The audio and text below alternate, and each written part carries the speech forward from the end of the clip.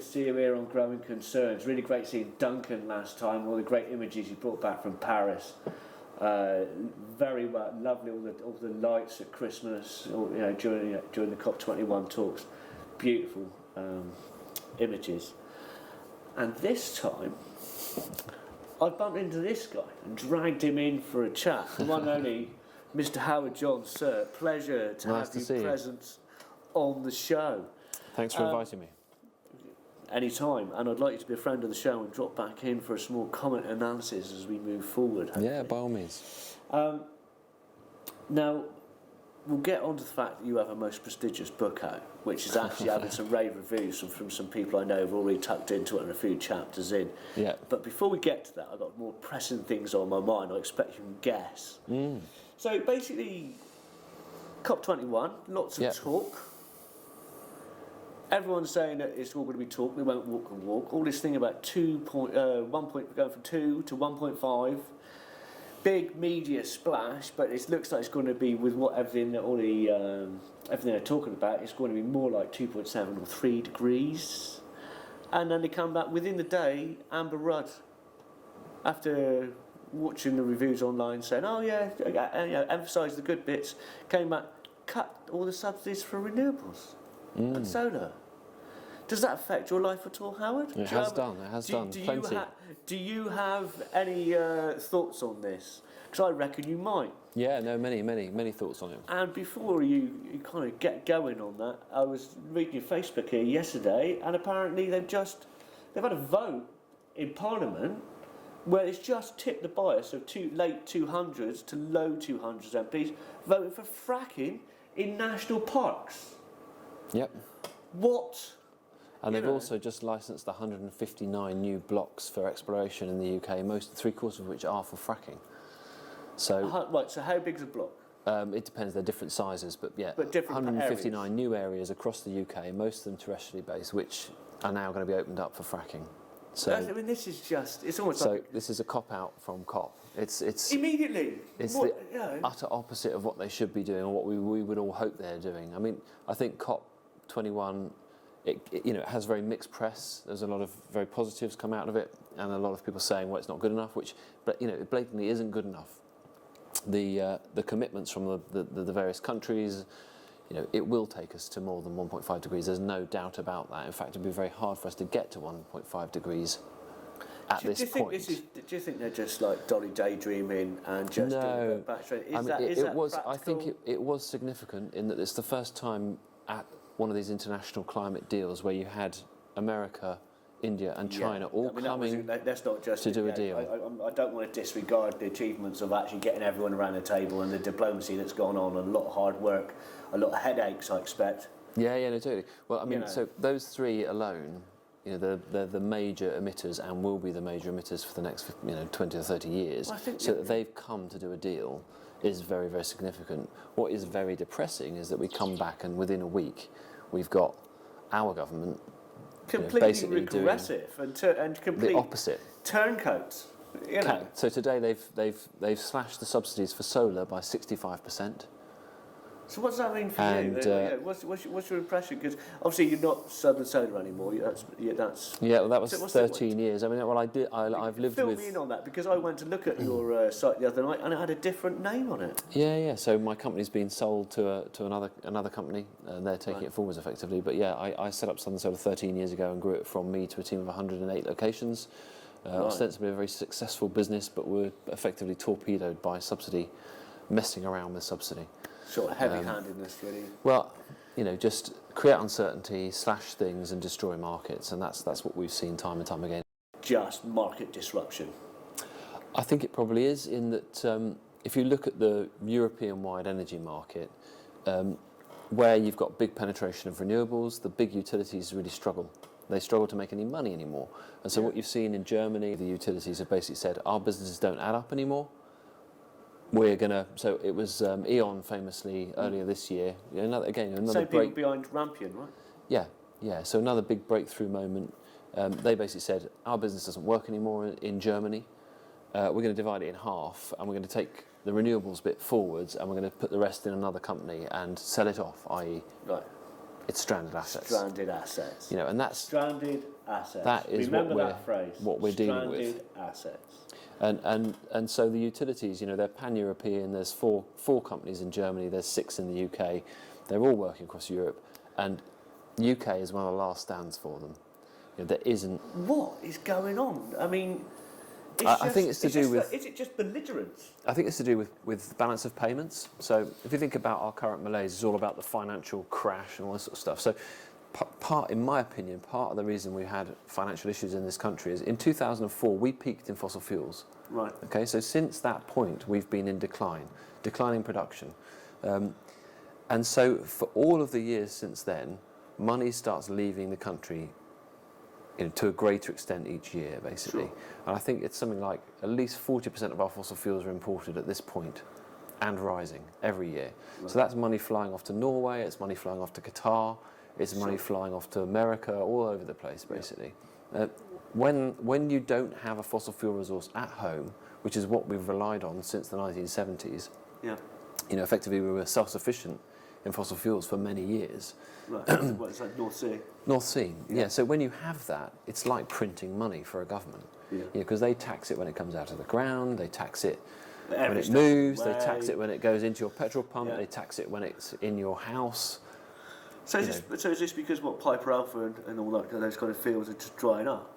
Yeah, they're in decline. They're in Right. decline. I mean, that's you see it in every fossil fuel extraction process.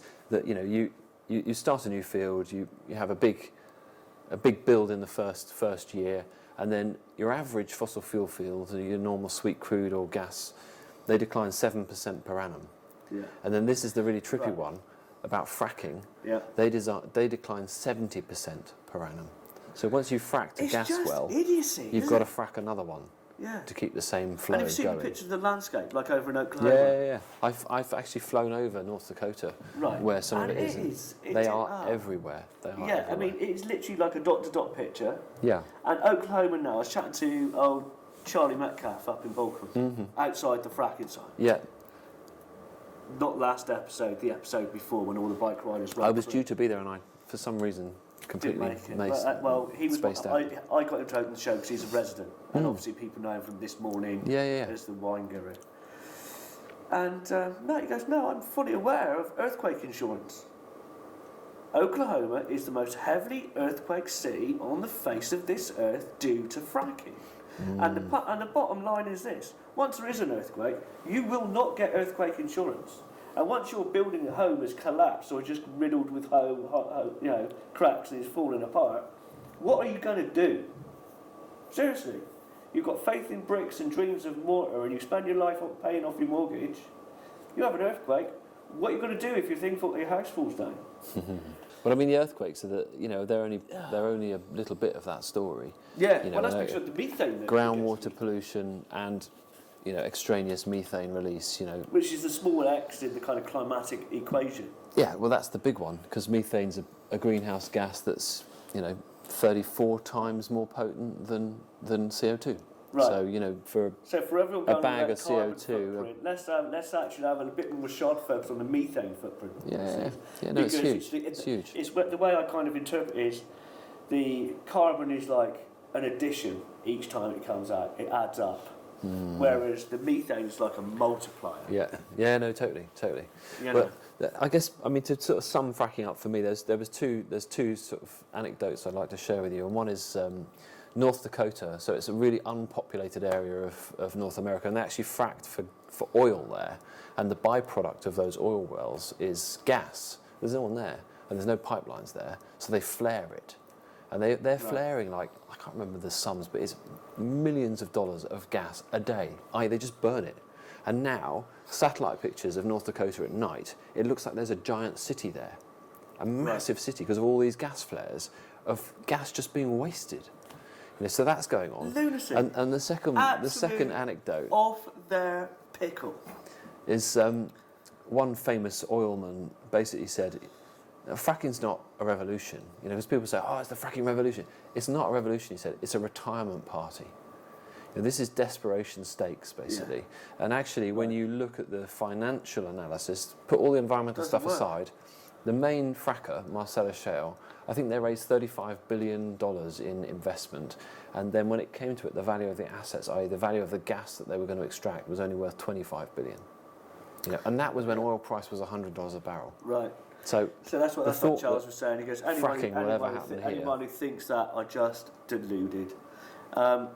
So Howard's got a little guidebook to take us out of this. Right. And I shall grab it. and we're about to go to It's break for you, if in I'm fact. being waved at, right? Oh, thank you very much. Howard Johns, The Energy Revolution. More coming after the break. See you in a bit. Hey, how about this? Energy Revolution, Howard Johns. And it just turns out it's even signed, Dear Malcolm, welcome to the Energy Revolution, your guide to repowering the energy system. Enjoy, Howard. Cheers, mate. No worries. No worries. Enjoy. I'll be delving in because I know a few people have got this, Yeah.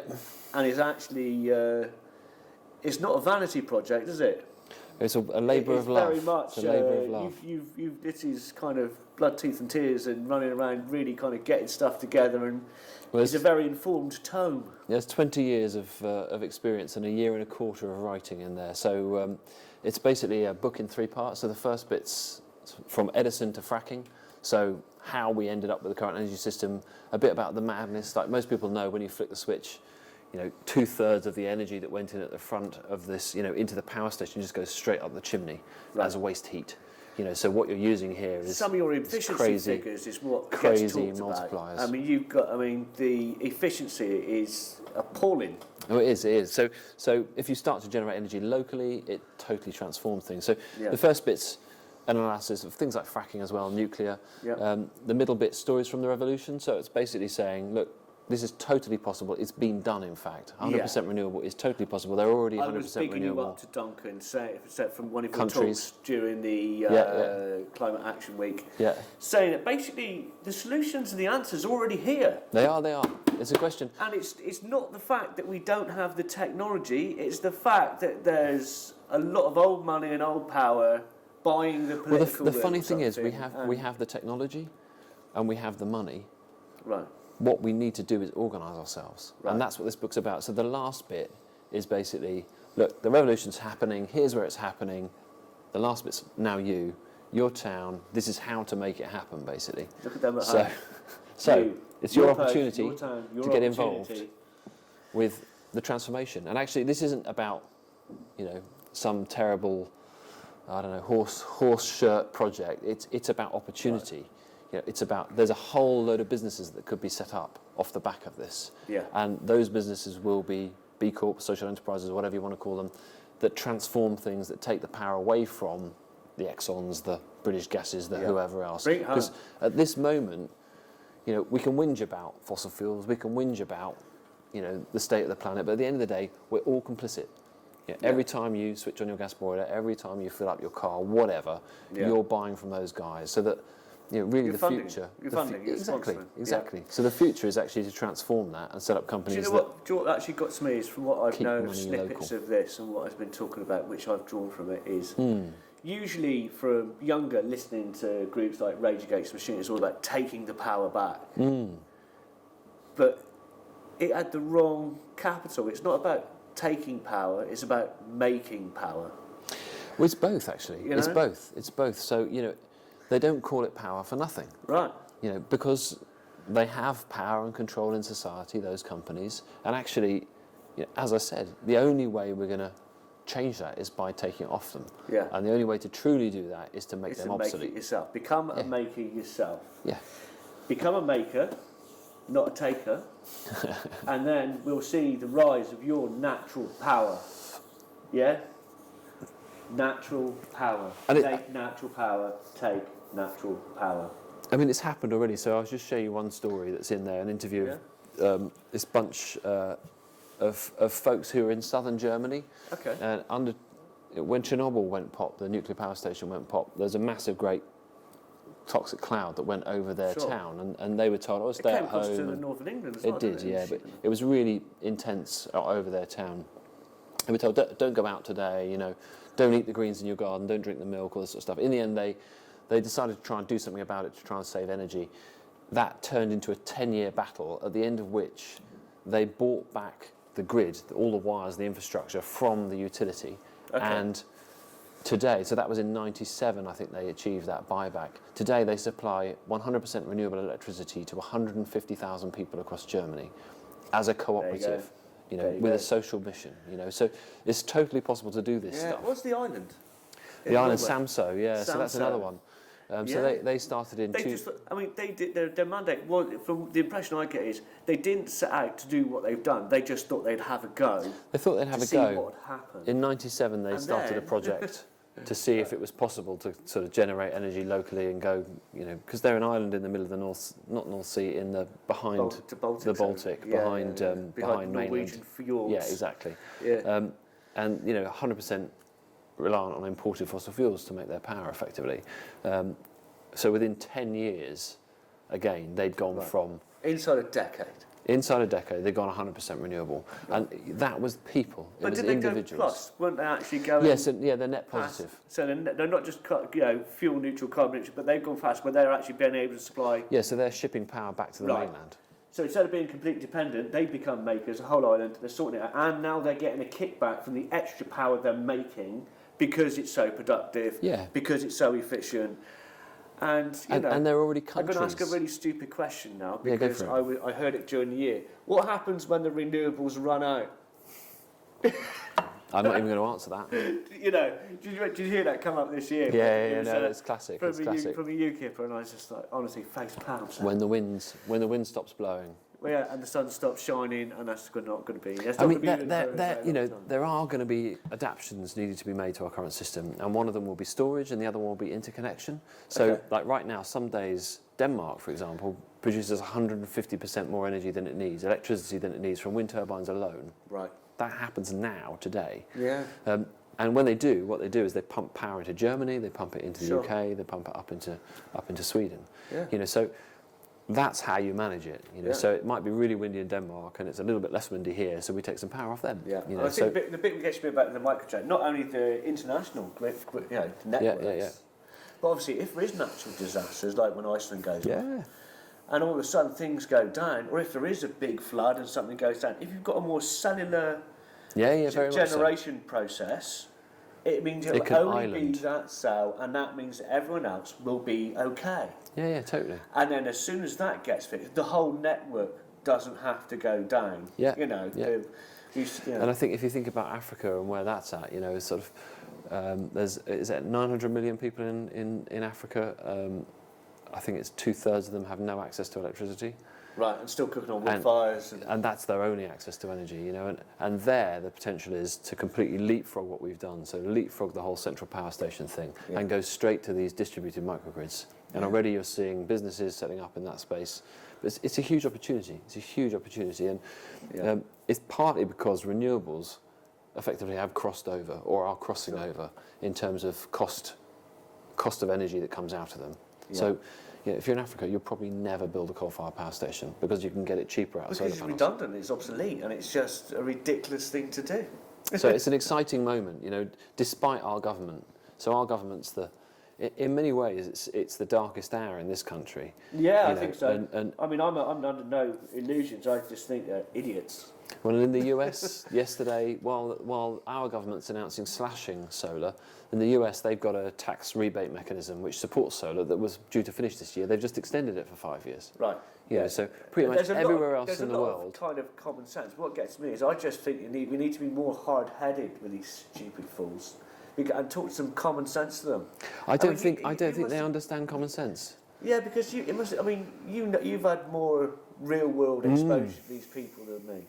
I've been in there. I was an advisor to one regime. The patience of an angel. Involved with three challenges in the High Court around this stuff, which we won every one.